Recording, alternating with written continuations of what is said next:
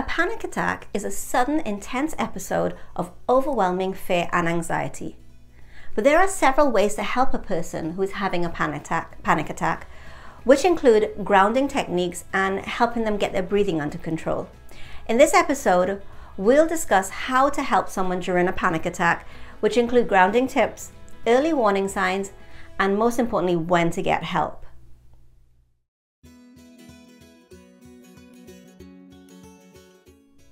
Symptoms can sometimes be extreme, so it's important to understand how to react when someone has a panic attack, especially if they truly feel they're going to die during this episode. So let's take a look at some of these techniques. Panic attacks can start without warning and may be triggered by a number of reasons. While some persons may only suffer a few panic attacks in their lifetime, others may experience recurring attacks. Because this is already a very scary experience, it's important for everyone around them to stay calm. A panicked response can make the situation worse. In my last episode, I spoke about how to stay calm during a panic attack. If you missed that episode, I'll leave a link to that in the description box below. I mentioned during that episode that a panic attack typically reaches its peak intensity in 10 minutes. Understand that for someone having a panic attack, 10 minutes can feel like a lifetime. So it's important that those assisting act quickly to help alleviate the symptoms where possible. When you are the person helping another through a panic attack, what you say is just as important as what you do. Engaging in conversation can give them something else to focus on and help the person regulate their breathing. But don't assume anything. If a person has been through a panic attack before, they may have their own coping mechanism, which you do not want to disrupt. So before trying to assist, consider these guidelines on how you can help. If the person is a stranger, introduce yourself calmly and at a short distance, because you don't want to overwhelm someone who may already be feeling claustrophobic.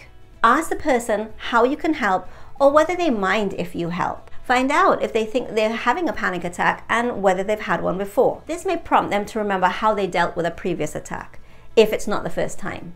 Remain patient and help them deal with their panic attack. Don't belittle this experience. Remember, the focus should be on them for however long it takes for the symptoms to pass. Give the person the option to stay where they are or move around to another space that is more calming for them, like a place that is less noisy or has fewer people. Let them know that you are there to assist them, that they're safe and they're going to get through this. And remind them that the panic attack is only temporary. While getting a person to talk is vital, avoid phrases such as calm down or don't worry and try to relax, as this could make the symptoms worse.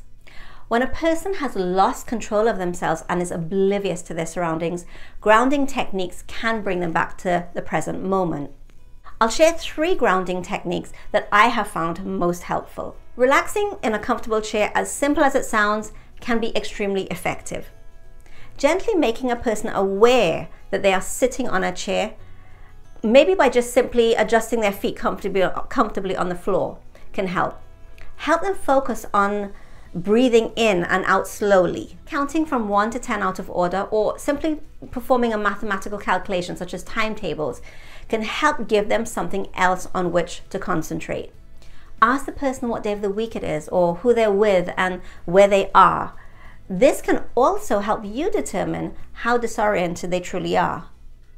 While a panic attack can happen very suddenly, a person will often experience warning signs, and these may include shortness of breath, feeling of terror or dread, shaking and dizziness, heart palpitations, and again, feeling as if they're going to die. Remember, someone having a panic attack may not feel comfortable asking for help.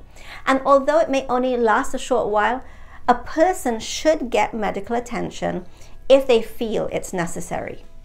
Pain in the arms or shoulder is also a concern, as the symptoms of a heart attack and panic attack can be similar. If a person hasn't had a panic attack before, has chest pain and is vomiting, dial 911 immediately.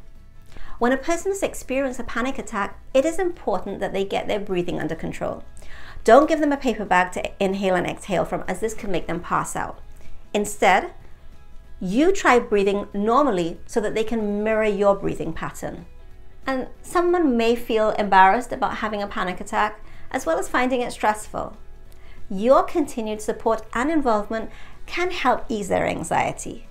Reach out by checking in now and again. And if it's someone you're familiar with, find out more about the condition so that you'll be better prepared to help if the situation ever happens again in the future. And that's your 1-minute health tip. Send me your questions and comments. I'd love to hear from you. All the links to everything mentioned in this video can be found in the description box below. And for more health and beauty tips, keep watching.